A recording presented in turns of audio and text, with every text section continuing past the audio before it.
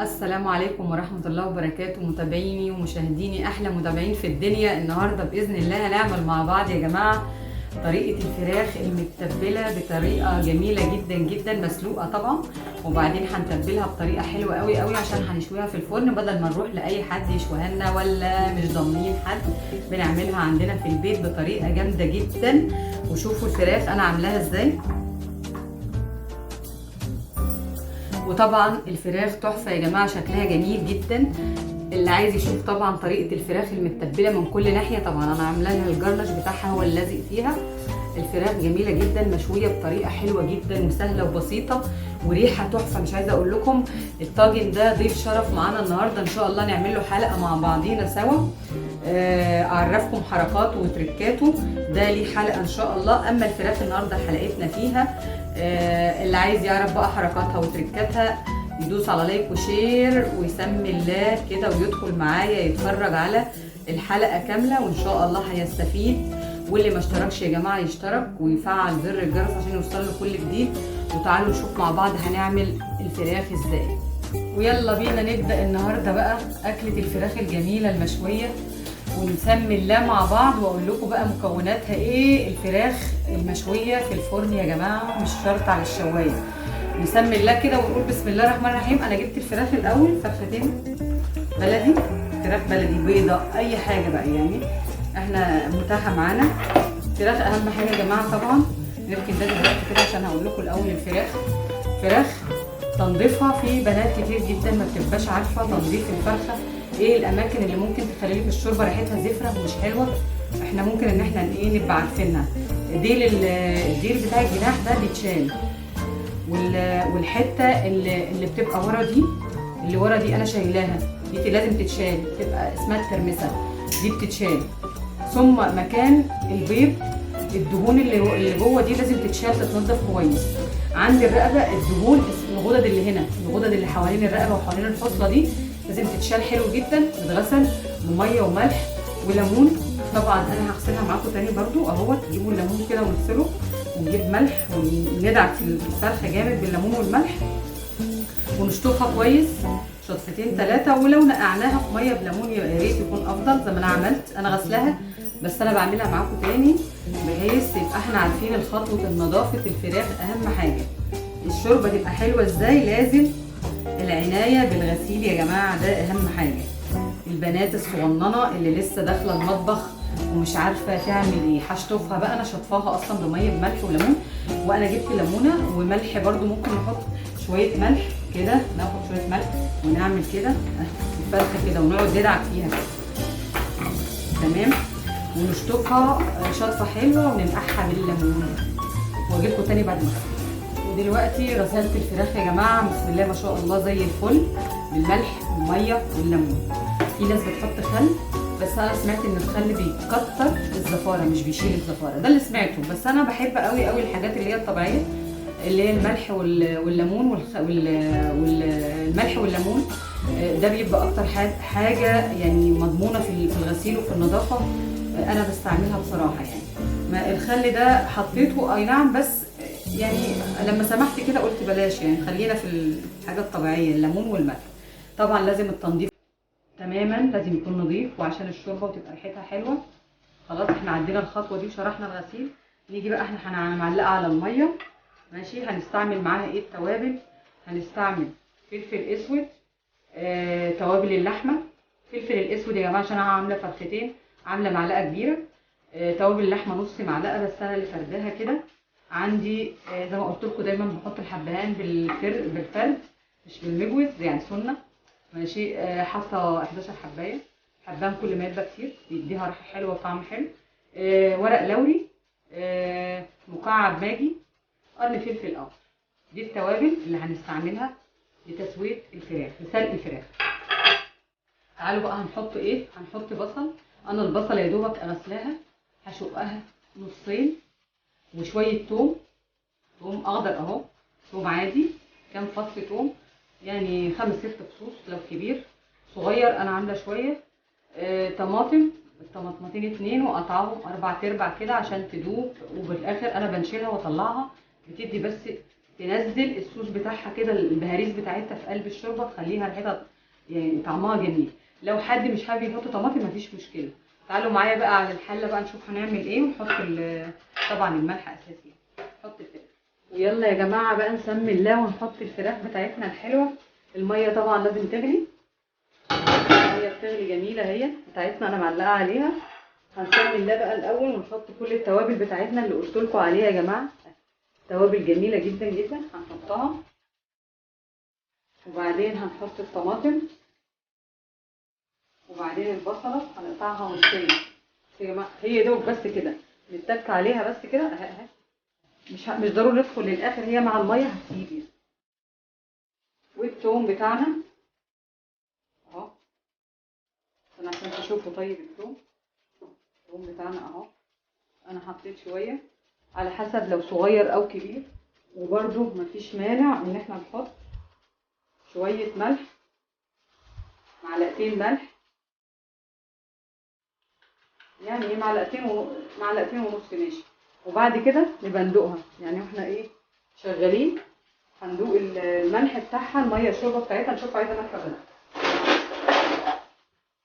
هنقلب كله في بعضه كده اهو، وهنسيبها تاخد غلوه واحده بالتوابل، الميه تاخد غلوه بالتوابل كده، تاخد وتدي كده بشكل ودي مع بعضيها.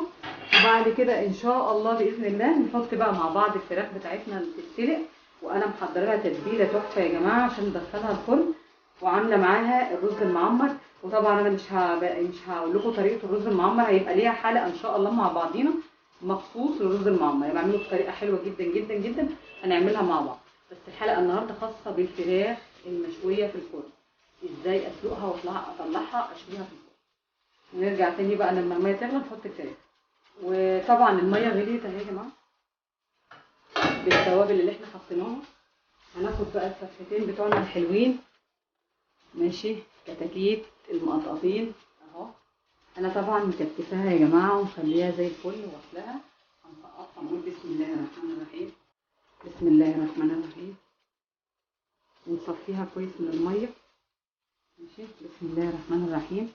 فراخ جميله ازاي، بلدي يا جماعه. اللي مش عارف يجيب البلدي عادي يحط ابيض. ونغطي عليها بقى ونسيبها تستوي، وارجع لكم تاني عشان نعمل التتبيله اللي هندخلها بيها الفرن. ودلوقتي يا جماعه هنعمل مع بعض الخلطه بقى اللي هندهن بيها. هم استووا خلاص، الفراخ بقت جميله ومستويه ما شاء الله. خدت لها من ساعه وربع كده على حسب الفراخ بلدي بتغيب قد ايه. البيضه ما بتستوي بسرعه، ما تاخدش نص ساعه، انما الفراخ البلدي بتغيب شويه لانها بتبقى يعني ايه لحمتها شديده شويه فبتاخد سوا. دلوقتي هنعمل بقى الخلطه اللي هندهنها بيها. انا دلوقتي حطيت معلقه واحده سمنه او زبده ايا كان ماشي. عندي بصل انا بشراه واخده الميه بتاعته وحطها في الفريزر، ماليه علبه اهي. هناخد منها شويه، يعني مثلا هنقول ربع كوبايه مثلا يعني كوبايه، ربع كوبايه صغيره بصل، ميه البصل. وهنحط عليها نعصر ليمونه واحده بس كفايه، لو في برتقال يبقى احسن ماشي. بناخد ذره برتقال اهي كده خلاص. الليمونه احنا مش عايزينها. وهناخد شويه فلفل اسود نص معلقه، وهناخد معلقه صلصه يعني معلقه ونص تمام كده. وهناخد شويه ملح يعني معلقه مسح ملح كده، ونقلب ونشوف برضه ندوقها. زي ما قلت لكم يا جماعه احنا مش مرتبطين بالملح، الا لازم نحط شويه بشويه ندوقها بقى نشوفها. جميله جميله جدا جدا الخلطه دي، جربوها. هنعمل ايه بقى ونسمي الله وندخل على الفراخ بقى. بصوا يا جماعه ايدي نضيفه جدا. في ناس ممكن تعمل بالفرشه، وفي ناس ممكن تعمل بايديها يعني مش شرط. انا بعمل بايدي زي اي حد اهو. الفرخه لازم ندخل تحت كده الجلد بتاعها كده وجنابها وكله بنعوزها حلو.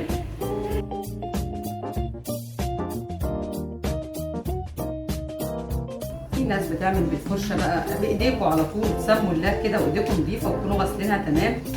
احنا ايدينا في الاكل 24 ساعه اهو ماشي. لان هعمل بالفرشه، محدش بيعمل بالفرشه اصلا. وهنحطها كده ماشي في صينيه، ونهتم شويه قوي قوي بالصدر ده خلاص. وهنسيب الباقي ده، لو اتبقى معانا معلقه او حاجه هنسيبها عشان نغير الفراخ بعد ما تحمر من فوق، وناخد الباقي ونحطه على الظهر. وبكده يا جماعه انا خلصت اهوت ودهنتها وبقت جميله تحفه. شكلها من غير ما تتحمر في الفرن مغريه جدا، وجربوا الطريقه دي هتطلع تحفه جدا معاكم. ونحطها في الفرن مع بعض. نسمي الله، بسم الله الرحمن الرحيم. هنعمل يا جماعه الشوايه تبقى انا كده كده في رز معمر شغال عليه في الفرن. اللي مش حاطط حاجه في الفرن غير الفراخ اللي هيحطها، شغل من فوق ومن تحت ويحط على السلك ويبقى قريب شويه من الشوايه بحيث انها تتحمر من فوق، ويبدا يطلعها ونشوفها مع بعض ندير الوش التاني نحمره ازاي.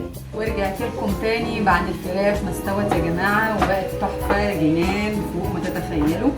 طبعا طاجن الرز بتاعي اللي انا عاملاه بطريقتي، ان شاء الله باذن الله نعمل حلقه مع بعض الرز المعمر بطريقه مطبخ صباح. مطبخ صباح الف هنا عشان تبقوا عارفين يعني اسم المطبخ. ان شاء الله باذن الله نعمله حلقه مع بعض.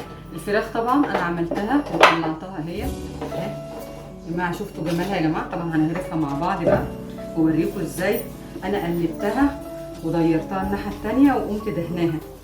بصوا يا جماعه فرخه اهي اهي من كل ناحيه متحمره. انا وضبت لها طبق كده تقديم وزينته بحاجه بسيطه خفيفه كده ماشي. والتانيه اهي يا جماعه بجد تحفه، والريحه مش عايزه اقول لكم شكلها ايه. كده تمام كده تمام. ودلوقتي بقى انا عايزاكم باذن الله تجربوا الفراخ بتاعتي. الخلطه النهارده كانت اساسيه الحلقه على الفراخ، خلطه الفراخ التتبيله ان انا ازاي اسلقها واشويها في الفرن. والرز المعمر يا جماعه زي ما قلت لكم انا عامله طاجن جميل ازاي تحفه تحفه تحفه. ده ان شاء الله باذن الله هنعمله مع بعض في حلقه ثانيه مع بعضينا، واعرفكم تريكاته وحركاته اللي احنا بنعملها. انا بقى ليا طريقه مختلفه عن اي حد في الرز المعمر، وان شاء الله شفتوا شكله جميل ازاي. هيخلي لكم مفاجاه لما نعمل حلقه مع بعضينا. ودي كانت حلقه الفراخ النهارده. وما تنسونيش يا جماعه في اللايك والشير والسبسكرايب. الحلقه تستاهل بجد والله العظيم، واللي هيجربها هيقول لي فعلا بجد طلعت تحفه وسهله جدا جدا جدا. وان شاء الله اشوفكم على خير يا حبايبي في حلقه تانية باذن الله من مطبخ صباح. الف هنا واستنوني، وما تنسونيش في اللايك والشير والسبسكرايب.